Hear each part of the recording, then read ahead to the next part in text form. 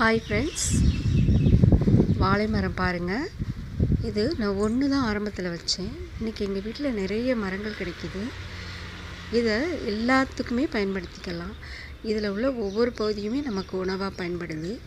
குறிப்பாக வாழைத்தண்டு, அதுக்கப்புறம் வாழைக்காய், வாழைப்பூ, வாழைப்பழம், இது போக இலைகளை நம்ம யூஸ் பண்ணிக்கிறோம். இதற்கு சாப்பாட்டுக்கு ஏதாவது திடீர்னு வீட்டில் விருந்தாடிகள் வந்துட்டாவோ விசேஷங்களுக்கோ எல்லாத்துக்கும் யூஸ் ஆகுது. எங்கள் வீட்டில் உள்ள வாழை மரங்களை பாருங்கள், சூப்பராக இருக்குது. இது இலைகள் ஃபுல்லாகவே நாங்கள் அடிக்கடி எடுத்துப்போம். வாழை மரங்கள்லேருந்து வாழைத்தண்டுகள் எங்களுக்கு கிடைக்கும். சில நேரங்களில் வாழை மரங்களை விற்றுட்டு காசாகவும் வாங்கிக்கிடுவோம். கொஞ்சம் இடத்துல நாம் புணங்குற தண்ணிகள் மட்டும் அதுக்கு பட்டால் கூட போதும். நீங்களும் இதை பார்த்துட்டு ஒரு சின்ன இடத்துல ஒரு வாழைக்கண்டு வச்சிங்கனாலே நிறைய கிடைக்கும், லாபமும் அதிகம். நீங்கள் இதை பார்த்து இதை உங்கள் ஃப்ரெண்ட்ஸுக்கு ஷேர் பண்ணுங்கள்.